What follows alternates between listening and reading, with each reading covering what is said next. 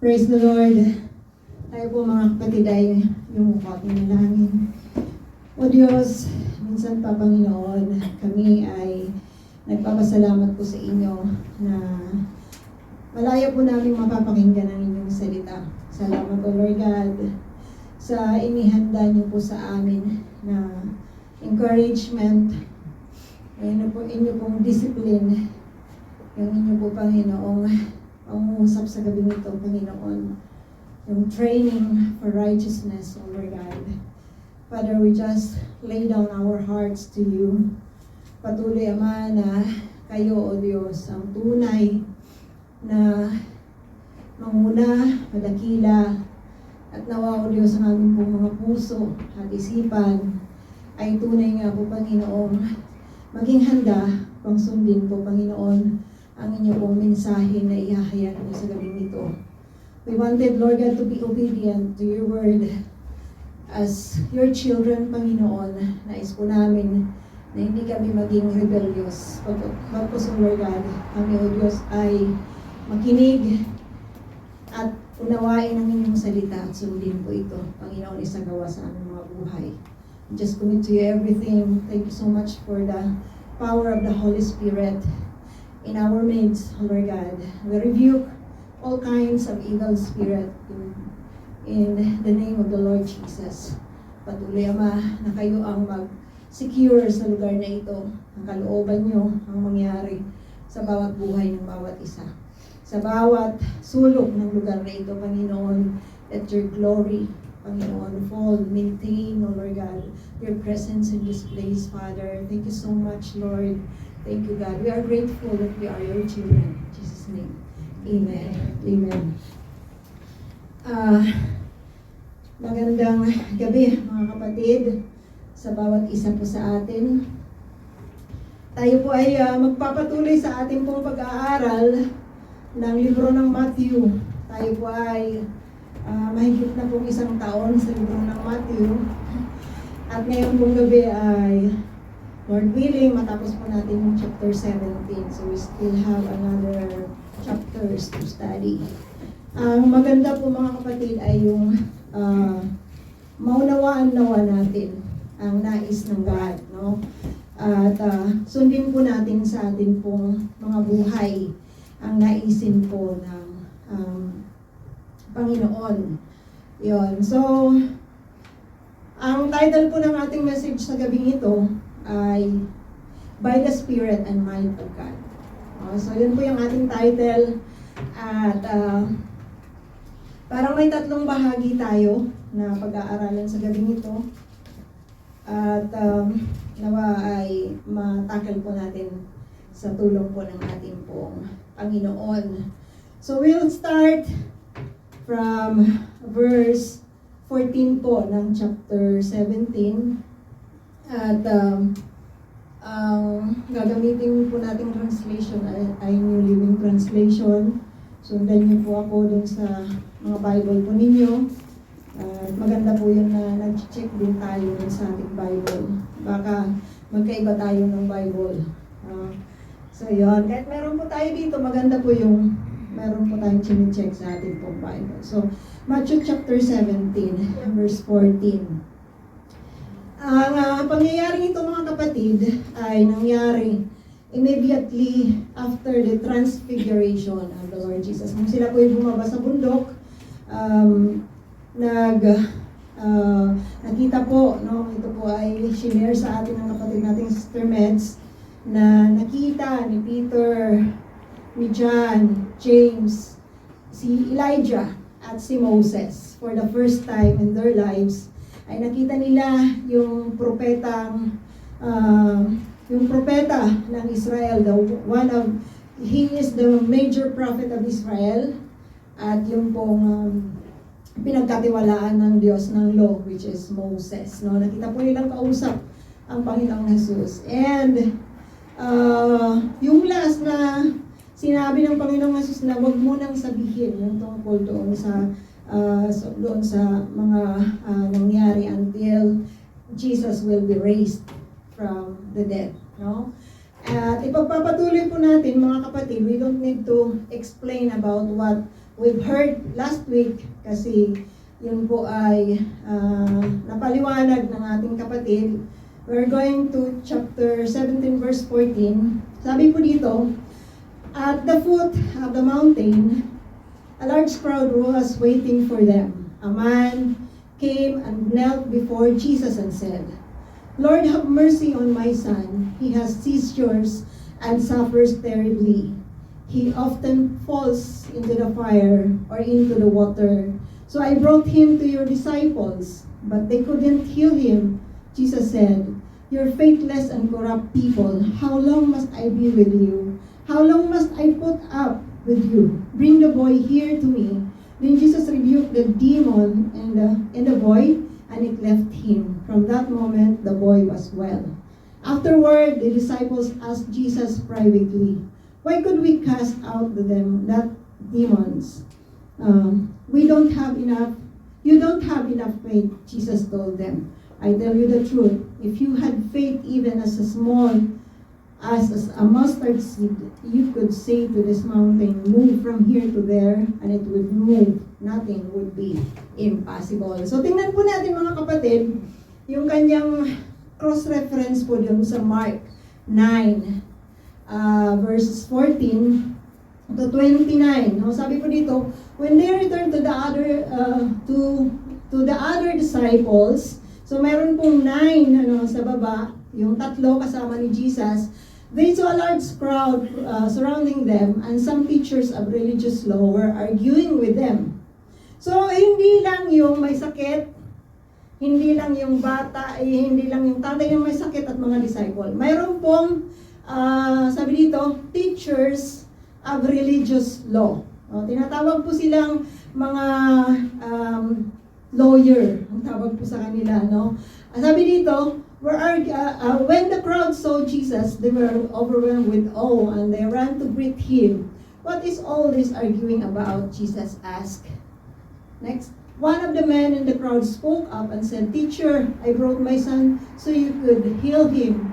He is possessed by an evil spirit that won't let him talk. And whenever this spirit seizes him, it throws him violently to the ground. Then he foams at the mouth and grinds his teeth and becomes rigid. So I asked your disciple to cast out the evil spirit, but they couldn't do it. Next, Jesus said to them, you faithless people, how long must I be with you? How long must I put up with you? Bring the boy to me. So they brought the boy, but when the evil spirit saw Jesus, it threw the child into a violent convulsion, and he fell to the ground, writhing and foaming at the mouth. How long has this been happening? Jesus asked the boy's father. He replied, since he was a little boy. So, hindi po natin alam mga kapatid, kung ilang taon na itong batang ito, but itong kanya pong nararamdaman ay mula pa po nung siya ay maliit. At maybe ito pong tatay ay dinala na po siya sa maraming klaseng manggagamot, no?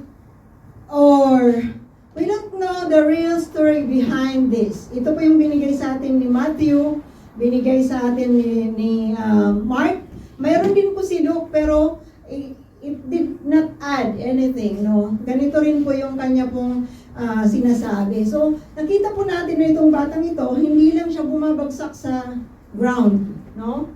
Siya po ay bumabagsak sa apoy. Gusto niya yung apoy. Itong demon possessed na to, dinadala yung bata sa apoy. So, napaka-delikado. At nagko-convulsion siya, nagsisisure, ano nga ba yun, yung may epilepsy siya. No? So, just imagine na matagal na nangyayari sa batang to, at hindi po siya inaalisan ng dyablo, mga kapatid. So, mayroong mga tao na naghihintay, crowd of people. Kasama doon ang mga disciple ni Jesus who tried to cast out the demon doon sa bata, no? So ano po ang problema? Balik po tayo sa Matthew 17. Ang sabi ni Jesus, nung tinanong sila, kung anong problema, sabi ng Panginoong Jesus, you don't have enough faith. Sabi niya, no? At sabi niya, kung mayroon lang kayong pananampalataya na kasing laki ng mustard seed. Sino kanina naghahanap ng hardal? Ayun. So nakita po natin yung mga buto, di po ba? Ang lit-lit lamang po niya. Sabi ni Jesus, ganun lang klaseng pananampalataya, you can already move mountains. Mga kapatid, parang pwede natin sabihin sa Panginoon, Jesus, grabe naman, ang lit lang naman nun. Wala ba akong ganun kalaki na butil ng pananampalataya that I cannot do anything, no? Hindi ba ako nananampalataya sa Diyos? Tingnan po natin mga kapatid, I prepared something, pero pwede po ninyong palawakin ang inyong pag-aaral dito kung ano yung mga bagay na humahadlang sa atin bilang mga tinatawag natin ng ating mga sarili na mananampalataya, tinatawag ng mga disciple ang kanilang mga sarili na sila po ay mananampalataya ng Panginoong Hesus. Pero sabi ng Panginoong Hesus sa kanila, you don't have enough faith. Sa buhay nating mananampalataya, maraming mga bagay ang tinatanong natin sa ating sarili, ba't kaya ako hindi nagtatagumpay? Bakit kaya hindi ako tinutugon ng Lord, parang hindi niya ako naririnig? No? Bakit kaya? Ano kaya ang reason? Bakit kaya, sabi ng mga disciple, bakit hindi namin nagawa, Lord? Yung bagay na yon, sinend sila ng Panginoong Hesus, di po ba? They were able to heal. At nung bumalik po sila, sabi nila, grabe Panginoon, grabe ang aming nagawa. No? Nung sinend sila ng Lord, God gave them the Spirit na mag-heal at nagawa po nila ang mission ng Panginoong Hesus through this disciple, same disciple, no? Na sinend ng Panginoong Hesus. So tingnan po natin mga kapatid, isang bagay na paalala po sa atin, makikita po natin sa Matthew 13:57 to 58, no? Sabi po dito, Matthew 13:57 to 58. Sabi dito, and they were deeply offended and refused to believe in him. Then Jesus told them, a prophet is honored everywhere except in his own hometown and among his family. And so he did only a few miracles there because of their unbelief. So, ang Panginoong Hesus ay pinanganak. Saan siya pinanganak? Saan? Sa Bethlehem. Lumaki siya sa Nazareth. No? Very good. Atinin pa. Lumaki siya sa Nazareth. Bumalik siya sa Nazareth. This was the event in Nazareth. Bumalik po siya. Ngunit hindi siya tinanggap ng mga tao doon. At sabi, di ba kilala natin ang nanay niya? Di ba ganito yung kasama natin ang mga kapatid niya? Di ba nandito nga sila? So dahil nga taga Nazareth siya, alam nila na itong si Jesus ay lumaki na anak ng isang carpenter, they would not believe Jesus. So the Bible is telling us, sabi dito, hindi siya gumawa ng maraming miracles. Bakit? Because of their unbelief. Hindi sila nananampalataya. Paalala mga kapatid sa atin, minsan panalangin tayo ng panalangin, no? Pero hindi naman talaga tayo naniniwala sa sinasabi natin sa Diyos. So God won't do anything if you have that unbelief. For what? Kasi ang Lord, tandaan po natin mga kapatid, God will move to glorify His name. No? He wanted to be glorified. Wala po tayong may bibigay sa Diyos na kahit na ano. Hindi po natin siya pwedeng sabihin, Lord, binibigay ko po yung oras ko sa inyo. Yung buhay ko sa inyo. Lord, binibigay ko po sa inyo ang pera ko. Ang buong puso ko. No? My heart's desire. Lord, kung ano-ano yung sinasabi natin sa Lord. Pero rega, balik tayo. Saan ba galing yung buhay mo? Oras mo. Yung puso mo. Di ba? Galing sa Diyos ang lahat ng yan, mga kapatid. So we cannot outgive God. Tandaan po natin, we cannot outgive God. Hindi po natin siya pwedeng pantayan, bayaran sa kanyang ginagawa. So, God wanted only to be glorified sa pamamagitan po ng atin pong pananampalataya. Ang usapan natin ngayong gabi ay pananampalataya. Me and all of you will check our faith sa God. Baka may problema tayo dito sa inihanda ng Diyos para sa atin sa gabing nito. So, tingnan natin mga kapatid, ano ba yung true faith? Ano ba yung tunay na pananampalataya? Kasi bubuo tayo ng pananampalataya na kasing laki ng buto ng mustasa. Hindi na tayo bubuo ng kasing laki ng munggo. Mustasa lang. No? Hindi na natin lalakyan mga kapatid. Hindi na natin gagawin na kasing laki ng paminta. Mustasa lang po ang ating aim sa gabi nito. Ready po tayo mga kapatid? Are we ready? Ready? Ready, go.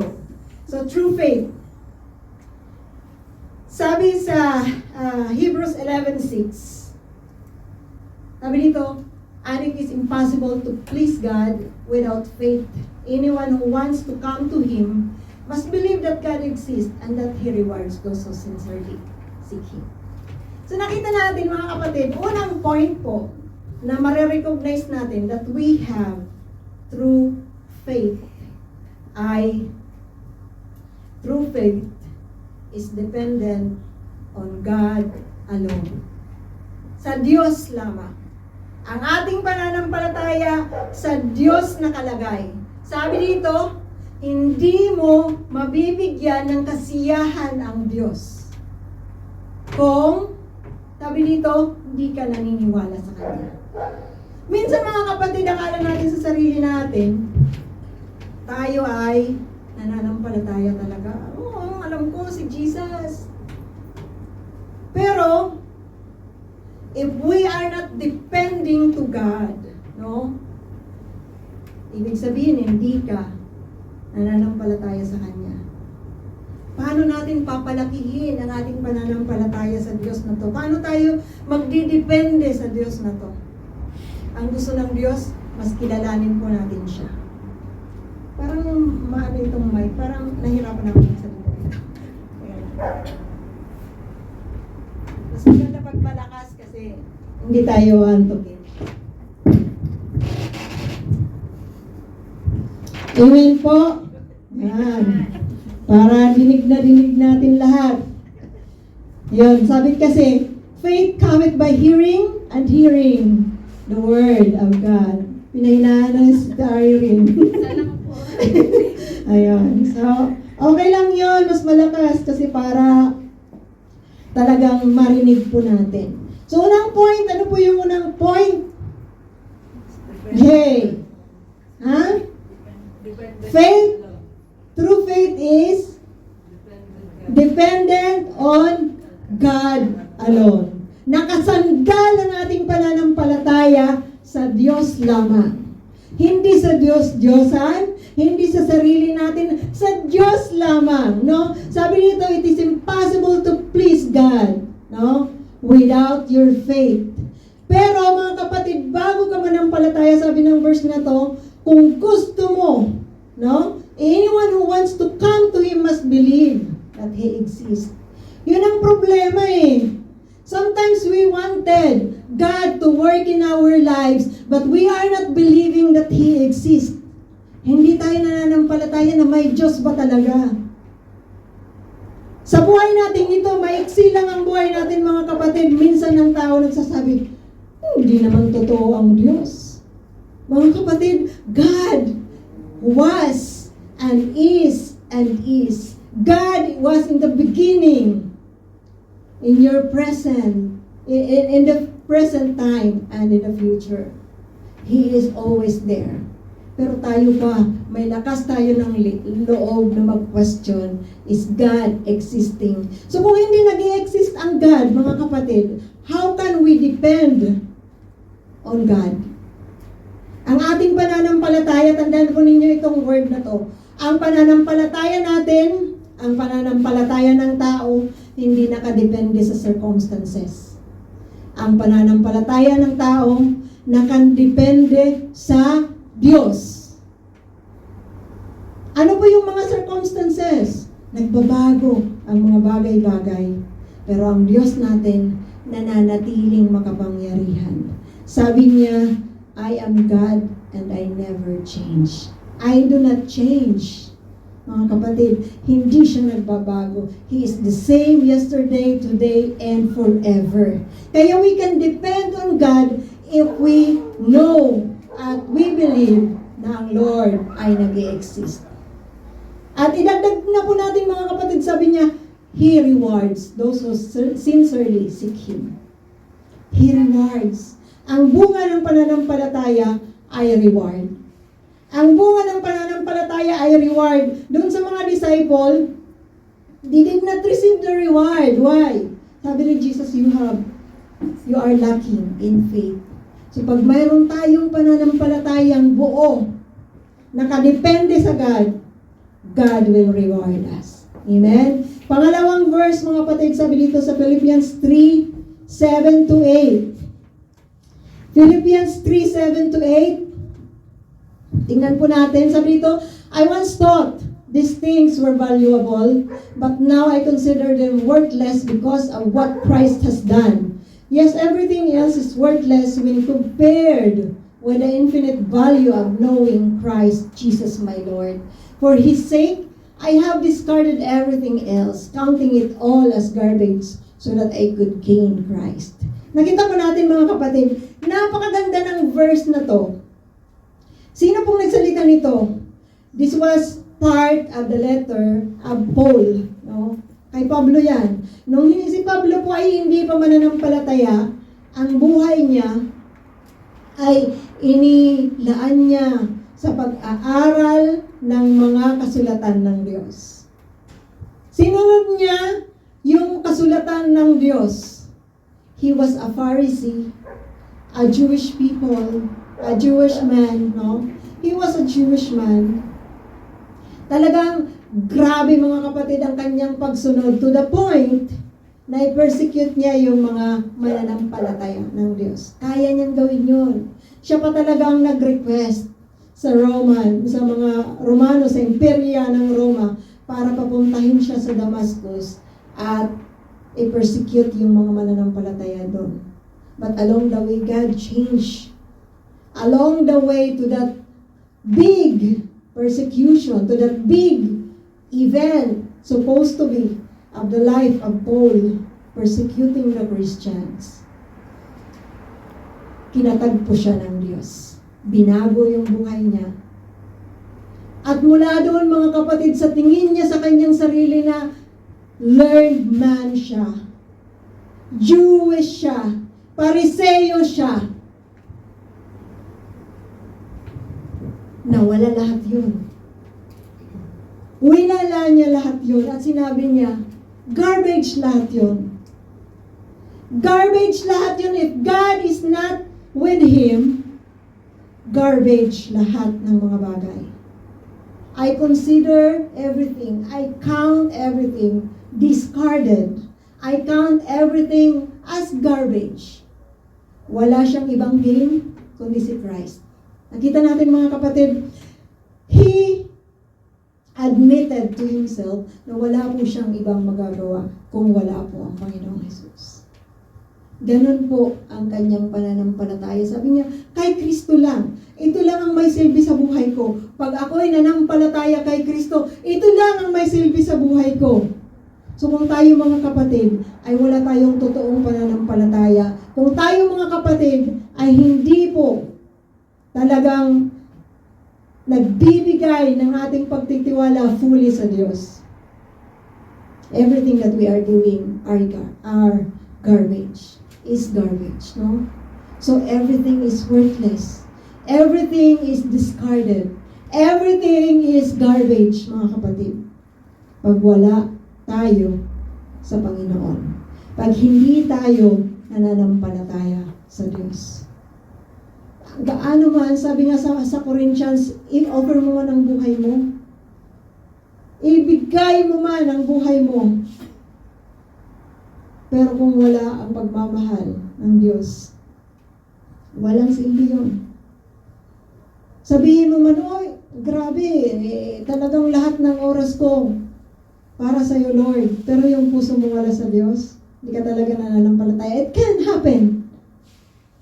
Pwede yun mangyari sa mga buhay natin, mga kapatid, na tayo po ay kunyaring sumusunod sa Diyos.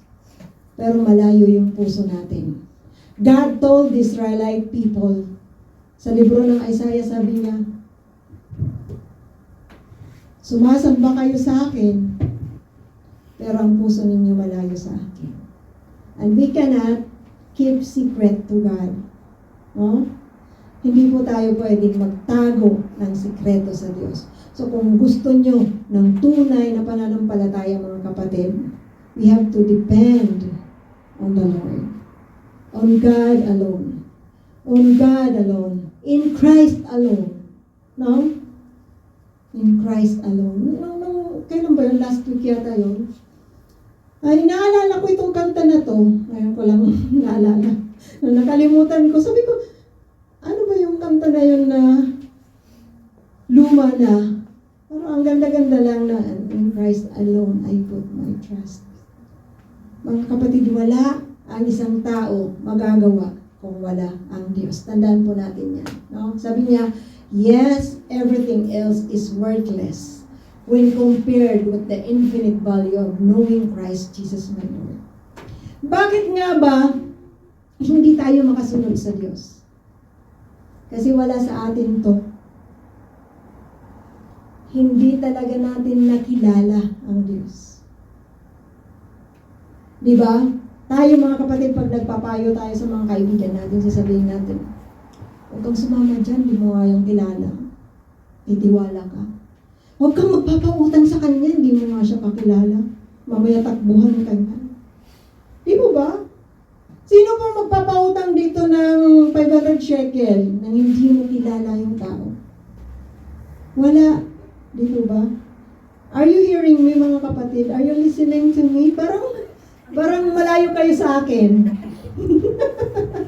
Naririnig niyo po ba ako? Ayun. Kung nahirapan po kayo sa English, Tagalog. Kasi yung Tagalog din natin, mahirap po yung translation. Kahit pa Brother Aris, Batanggenyo.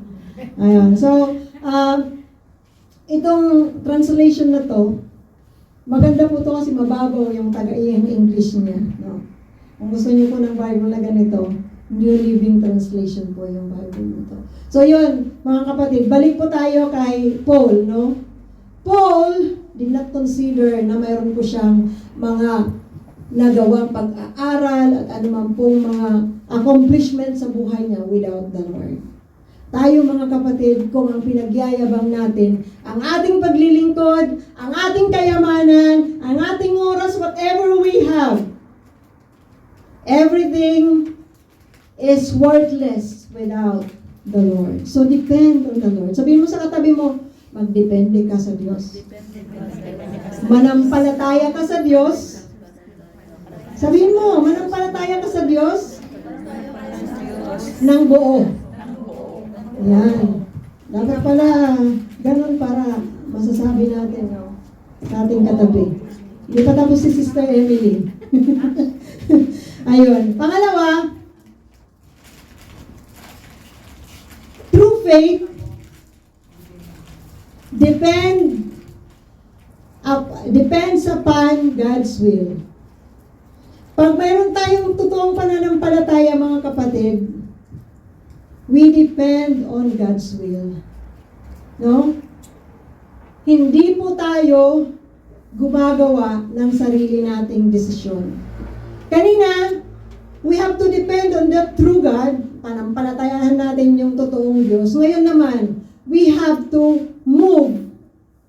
Kung nananampalataya ka, sabi ni James, pakita mo sa akin na may action ka. So if you believe on the Lord na sinasabi ni Pablo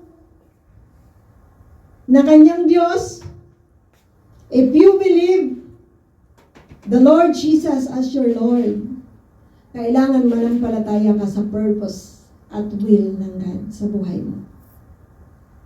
Huwag mong sasamahan ng iba. Huwag nating sasamahan ng iba. Sabihin mo sa katabi mo, huwag mong sasamahan ng iba.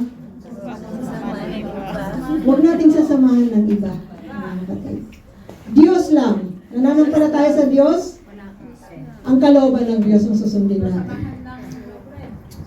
Sabi dito sa 1 John 5:14 to 15, and we are confident that He hears us whenever we ask for anything that pleases Him. Kita po natin mga kapatid. Sabi dito sa verse, confident ka if you ask anything that pleases God. Ibig sabihin, kung nag-ask ka ng kalooban ng Panginoon sa Diyos. So paglapit pala natin sa Lord, hindi tayo lumalapit ang kalooban natin ang daladala. Lord, ito yung kalooban ko. Gusto ko ng ganito. Gusto ko ng ganyan. Sabi, God will hear us, mga kapatid, kung ang kalooban niya ang ating sinasabi sa Kanya. Kung ang kalooban niya ang ating sinasabi sa Kanya, nagagalak siya sa sinasabi natin sa Kanya at pinakikinggan niya tayo. Hindi pala lahat ng oras nakikinig ang Lord, no? Kaya pala may mga pagkakataon, mga kapatid, bakit kaya hindi ng Lord binibigay ito? Tagal-tagal ko na itong pinapanalangin eh. Grabe naman si Lord. Madamo. O hindi niya ako naiintindihan. Mga kapatid, yung pangunawa natin, ganyan lang. Mas maliit pa sa mustard seed. Ang pangunawa ng Diyos ay malawak, sabi sa Isaiah. Yung pangunawa ng Diyos ay hindi kagaya ng ating pangunawa. His thoughts are higher than our thoughts. Kaya huwag tayong magrereklamo kung hindi tayo tinutugon ng Diyos. Baka, hindi ka talaga niya pinakinggan. Bakit? Hindi niya kalooban ang sinasabi mo sa Kanya. Hindi niya kalooban ang sinasabi niya sa Kanya. Unang-una, pagkalooban niya, dun lang siya makikinig. Amen? So sa pananampalataya, ang totoong pananampalataya, sumusunod sa kalooban ng Diyos. Sabi dito, 15, and since we know He hears us when we make our request, we also know that He will give us what we ask for. Ang dali, di po ba mga kapatid? This is the message of the Lord for us. Sa pananalangin, ito yung pinakapaborito kong verse. Kasi pinapaalala sa akin, whenever things na mayroon akong gustong i-request sa God, pero tanungin po natin ang Lord, mga kapatid, God, kalooban niyo po ba ito? Purpose niyo po ba ito, Panginoon? Ito po ba yung gusto niyong mangyari sa buhay ko? Baka salita tayo ng salita. Baka itong mga disciple na to, sabi sila ng sabi dun sa demon possessed, mawala ka, mawala ka. Pero hindi talaga nila dinudulog sa Diyos ng buo. No? Kaya hindi po nawala yung demon possessed. Nasabi sa Mark, nakita lang si Jesus. Nagwala na yung evil. Because he recognized, that evil recognized the Lord Jesus, mga kapatid. Nung sinabi ni Jesus, umalis ka, wala nang ibang usapan. Umalis siya. Umalis siya, sabihin natin, si Jesus naman yun eh. But mga kapatid, tayo bilang anak ng Diyos, we have to put our trust in that God. We have to hear and listen to the will of the Lord. And speak the will of the Lord to Him. At siya ay willing na tutugon sa ating pong mga request. Gusto mo ng plano ng God? Mayroong mga kapatid na nag-a-advise sa'yo kung anong dapat gawin. Hear those people who are using the Word of God to advise you. Mga kapatid. Minsan kasi, may mga pagkakataon, tanong tayo ng tanong. Gusto nga, ano pong gagawin ko dito? Ate, ano po kaya ang binigyan ka? Ang daming advice. Nag-meeting pa. Talagang binigyan ka ng oras. No? Pero pag alis mo doon, syempre sasabihin naman ng kapatid, bahala, di ba? Ikaw naman talaga yung magdedesisyon in the end. Gagawin mo yung gusto mo. Pero mga kapatid, if you have asked the will of the Lord, please naman, sundin natin, pakinggan natin ang Diyos. Sabi ng Lord, wala siyang hindi magandang plano sa atin. Sabi ng libro ng Psalms, mga kapatid, ang taong nagtitiwala sa Lord ay hindi mawawalan ng mga mabubuting bagay. Hindi niya ipagkakait ang mga mabubuting bagay sa Kanya. Sa tingin natin kasi, masyadong malawak ang imagination na natin. That we know God. Inisip ko na talaga ito eh. Pag ganun mga kapatid, don't ask anybody else. Just do your plan, no? And don't ask God if you know that God will not answer that prayer dahil hindi yun ang purpose niya at will niya sa buhay mo.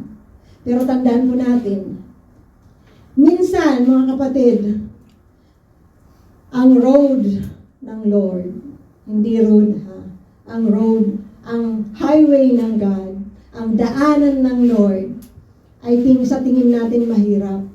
Pero mga kapatid, sabi niya, walk that path because that path leads to life.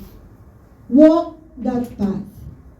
Walk in the purposes of the Lord. Bakit nga ba may mga taong kaya nilang mamatay for the sake of their obedience to the Lord? Bakit may mga Christian na inaalay nila ang buhay nila for God? Dahil alam nila mga kapatid, everything else apart from the Lord is not good. No? Sabi ng psalmist, it is better to stay in the presence of the Lord for one day than 1,000 elsewhere. Tandaan po natin mga kapatid, whatever the purposes of God, yun ang pinakamabuti nating gawin. Nakikita natin hindi mabuti, just obey the Lord. And along the way, you will be surprised of how God is molding you. Hindi lang ikaw, pero talagang dinadirect ka ng God.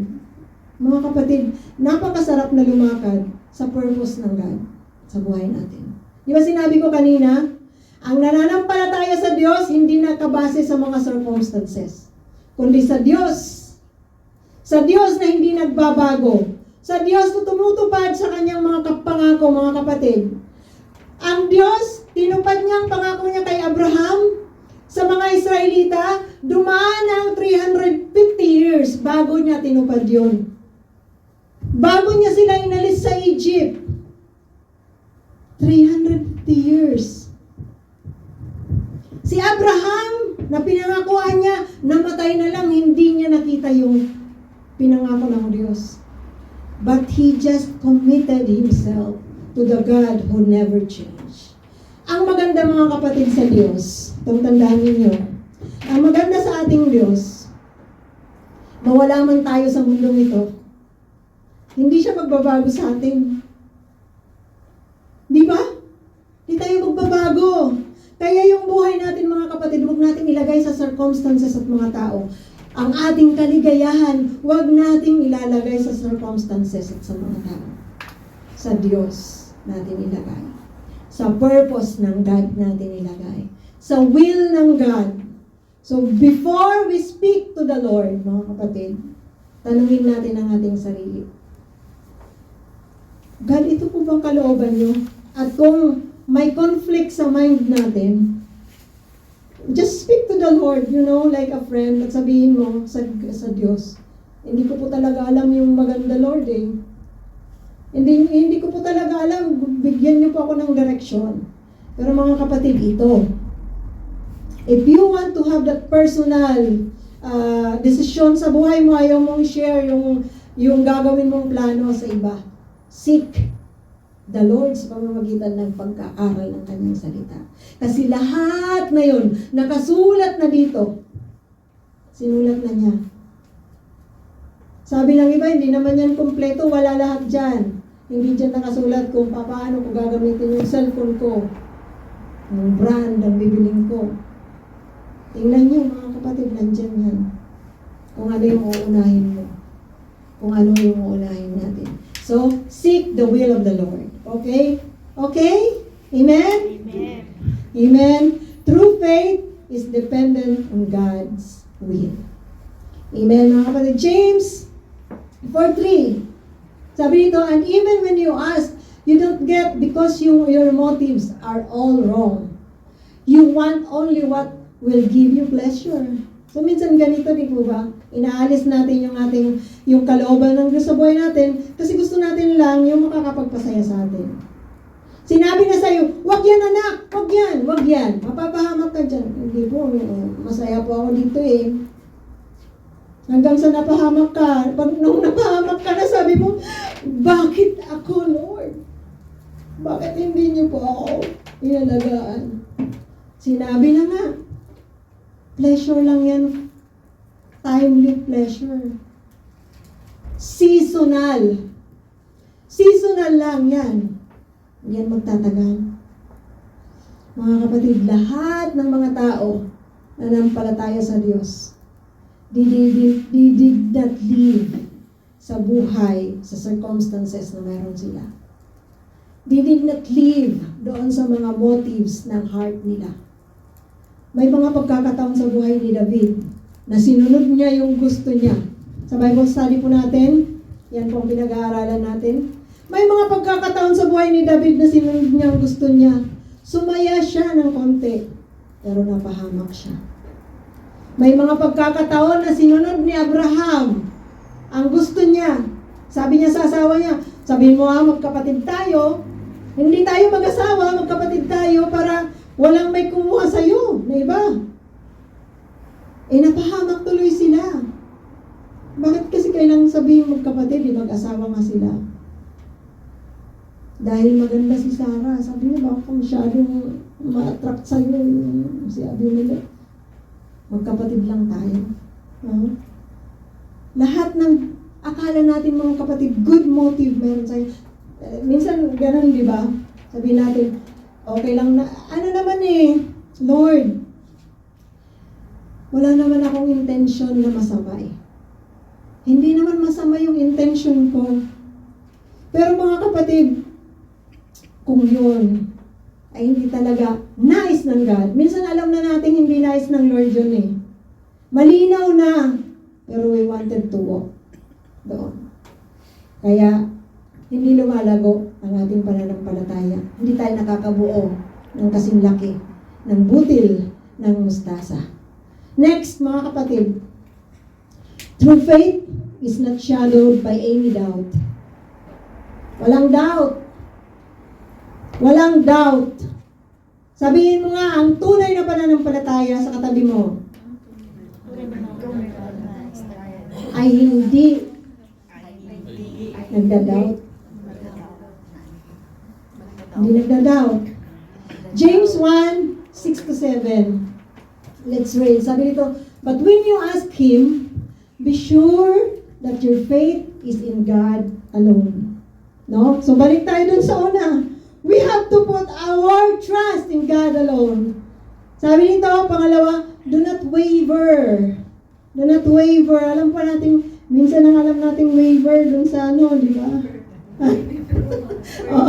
Yung pinipirmahan mo para, sabi nito, do not waver, for a person with divided loyalty is unsettled as a wave of the sea that is blown and tossed by the wind. So kung mag-a-ask ka pala sa Lord, mga kapatid, so tandaan natin, di ba, will ng God ang i-ask natin, hindi kung ano-ano lang. Kasi minsan, sabi ng iba, nakasulat kasi dito sa New Testament na kung ano yung hilingin ko, ibibigay ng Lord. Aba, spoil. Di ba? Tandaan po natin, sabi dito, humiling ka sa Diyos. Pero balik tayo sa number 2, hilingin mo yung, ang pinapakinggan niya ay ang kalooban niya. No? Sabi dito, kung humihiling ka, Huwag kang mag-doubt. No? Do not waver. Huwag kang pabago-bago ng iyong desisyon, ng iyong buhay. Pag sinabi mo sa Lord na, Lord, gusto kong malaman ang nais niyo sa buhay ko, huwag mong ilagay ang nais mo sa buhay mo. Huwag mong pagsamahin yun. Huwag mong gawing salad, mga kapatid. Salad, whatever kind of salad. No? Sabi dito, kasi kagaya lang ng wave, tossed and blown by the wind. No? Sabi dito, such people should not expect to receive anything from the Lord. Pag may doubt ka pala, hindi ka makaka-receive ng kahit na ano ka sa God.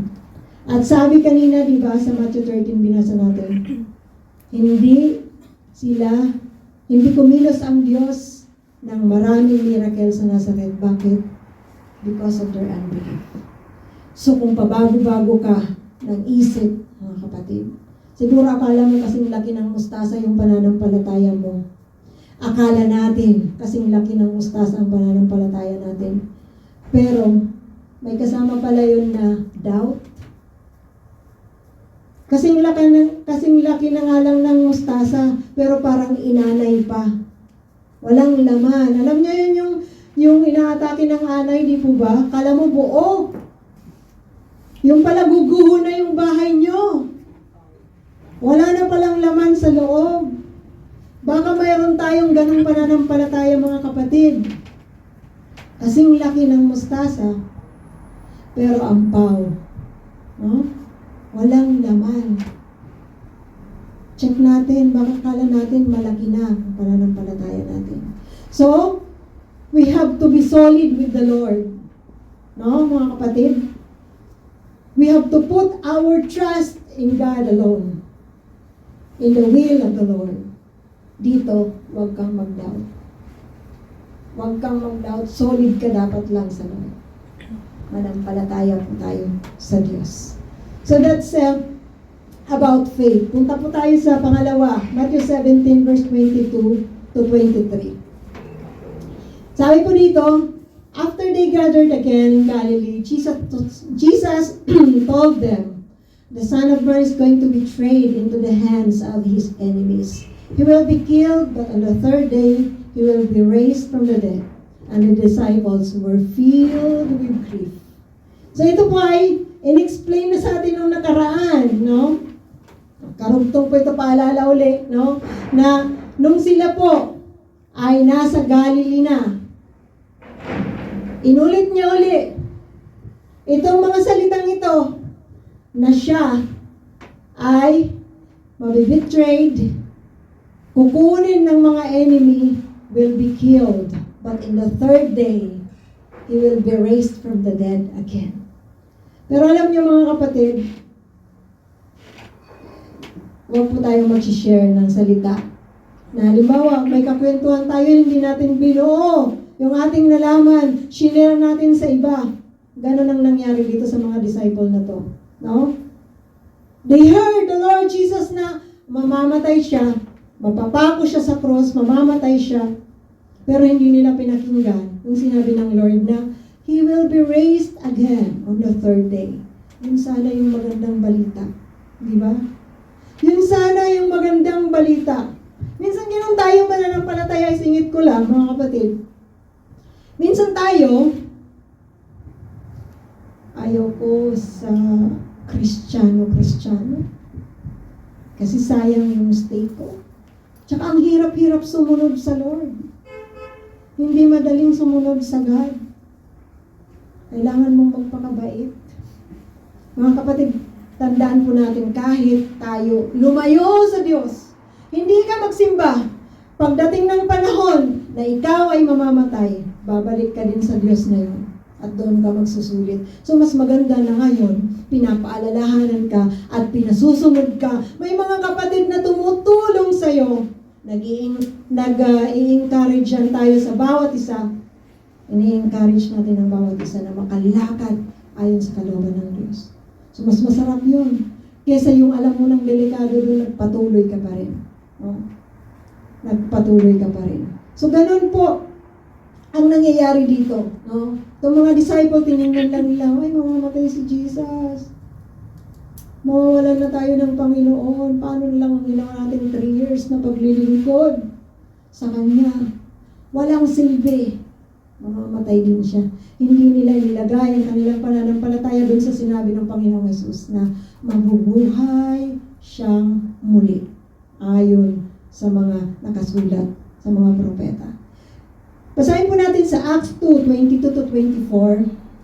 Sabi nito, people of Israel, listen. Ito po ay salita ng preaching ni Peter.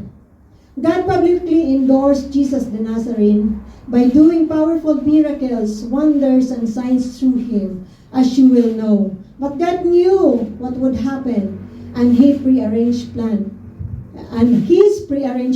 was carried out when Jesus was betrayed. With the help of lawless Gentiles, you nailed him to a cross and killed him. But God released him from the horrors of death and raised him back to life, for death could not keep him in its grip. Nakakatuwa ng mga kapatid, ito ang inihanda ng Lord, that Jesus will really be victorious doon sa kanyang kamatayan. Pinaalala ito ni Peter sa mga Hudyo. Hindi siya mananatiling patay. Kahit kayo tumulong, hindi siya mananatiling patay. Acts 2:36. Sabi dito, so let everyone in Israel know for certain that God has made this Jesus whom you crucified to be both Lord and Messiah. Mga kapatid, sinasabi ni Peter, namatay siya, tinulungan ninyo kayong mga Hudyo, tayong mga Hudyo, tayo mga kapatid, dahil nagkasala tayo, akala natin, minsan sinisisi natin na, sana, hindi sana pinatay ng mga Hudyo si Jesus. Alam mo ba kung bakit namatay si Jesus? Kasama ka dun eh. Kasama yung kasalanan mo dun sa pagkamatay ni Jesus sa cross. Kasama tayo doon, mga kapatid, at salamat dahil isinama niya tayo. Dahil kung isinama niya lang yung mga tao before He was crucified, kawawa naman tayo, di ba ba? He died at the cross for all of us. Kasama kayo doon sa mga makasalanan kanyang niligtas. So, nasabi dito ni Peter, He was crucified. And He is both Lord and Messiah. Mga kapatid, nakalagay ba dito na kung wala ako, hindi siya magiging Lord? Kung wala ako, hindi siya magiging Messiah? He will remain Lord and He will remain as Messiah. Bakit Lord? He is the Lord of Lords. Kahit wala ka, kahit wala ako, mananatili siyang Panginoon.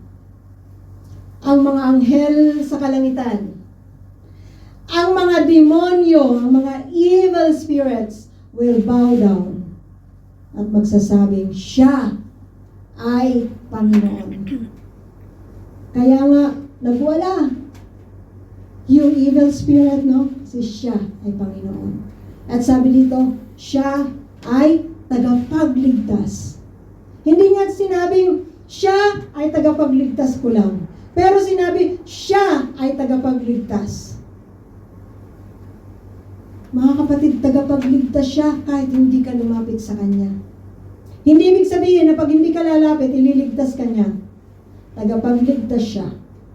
Sa lahat ng mga taong lalapit sa Kanya, He will always be our Messiah. The Lord and the Messiah. You know? Acts 3:11-19.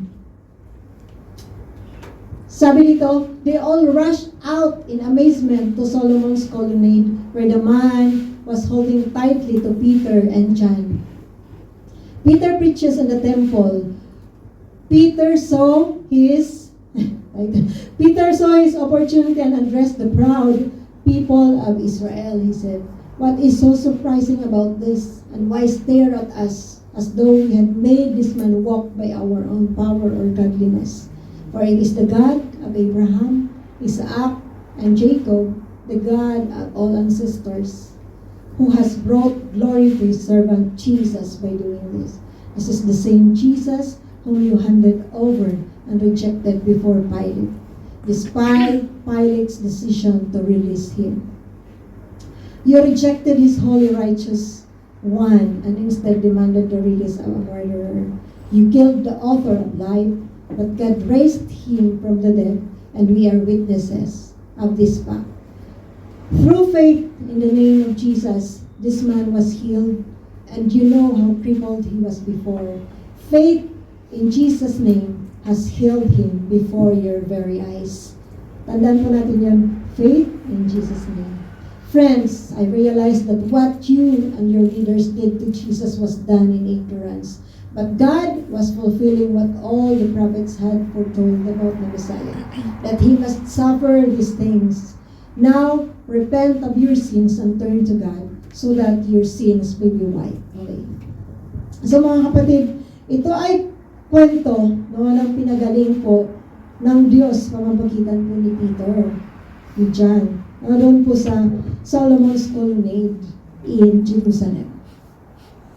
At nakita natin mga kapatid na sabi niya, it is through faith only to the Messiah, to the Lord, na siya po ay pinagaling. Siya ay pinagaling ng Diyos na Messiah natin. Is He your personal Messiah, your Savior? Is He your personal Savior, mga kapatid? Kasi kahit hindi mo siya tanggapin, He will be a Savior. At habang may chance na siya pa ay Savior, accept Him. Put your faith in that God. Put everything. Be dependent on the Lord Jesus. Ilagay po natin ang lahat-lahat sa Panginoon Jesus. Dahil kung hindi po natin siseryosohin ang buhay natin, kung mayroon tayong kinasisiyahan maliban sa Diyos, mayroon tayo. Kung mayroon tayong sinusunod maliban sa Diyos, tandaan po natin, we will go back to God. We will account ourselves sa presensya ng Panginoon. So kung tayo lumalayo, tandaan po natin, our time is ticking. No? Mauubusan tayo ng oras. Bumalik tayo sa Panginoon at pagkatiwalaan natin ang Diyos na to. Kagaya ng sinabi ni Peter, magbalik loob tayo sa Lord.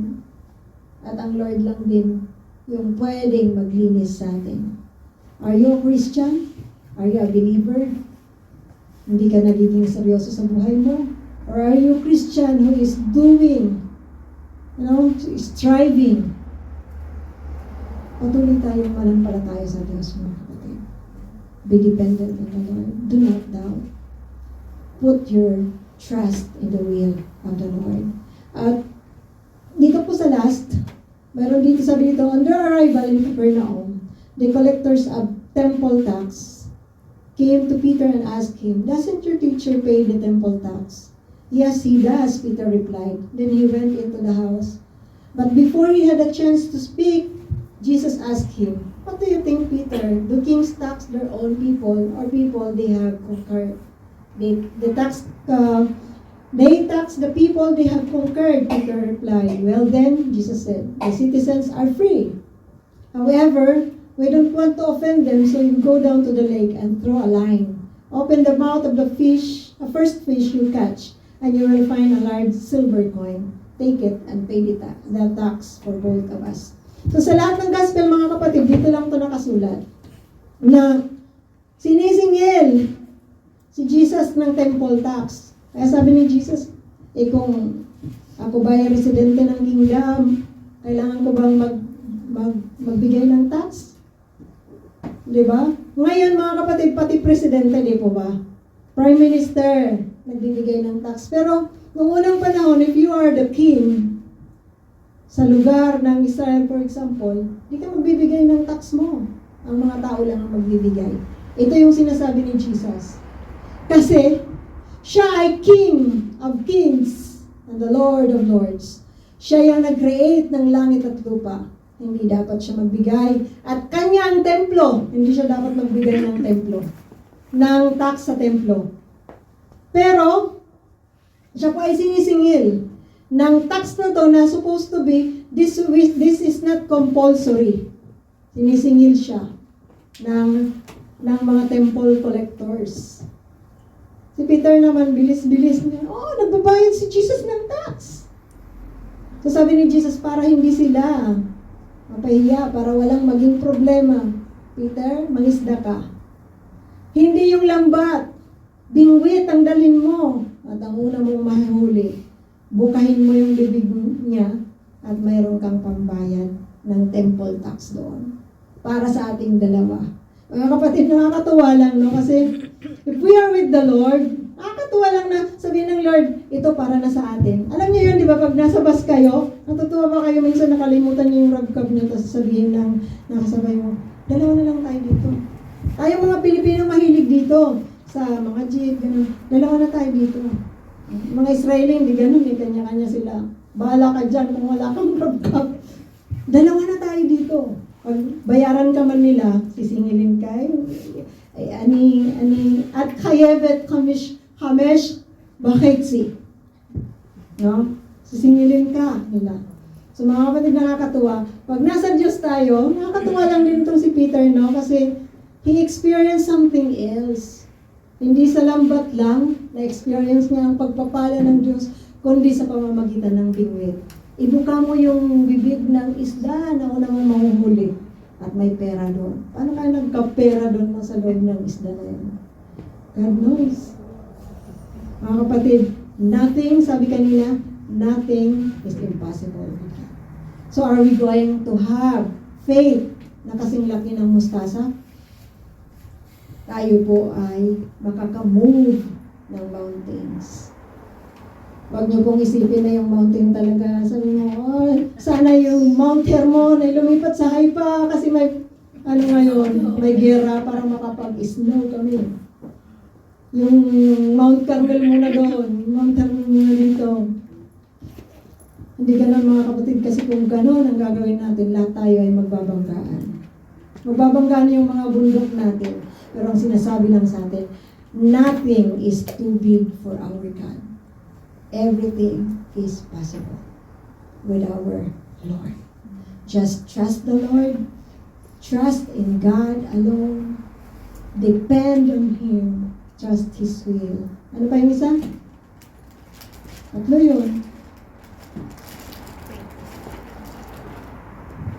Ha? Nakalimutan niyo na kagad? Ha? Natulog na sila. Natulog na sila, ikaw, sis. Sige po tayo tumayo, mga kapatid.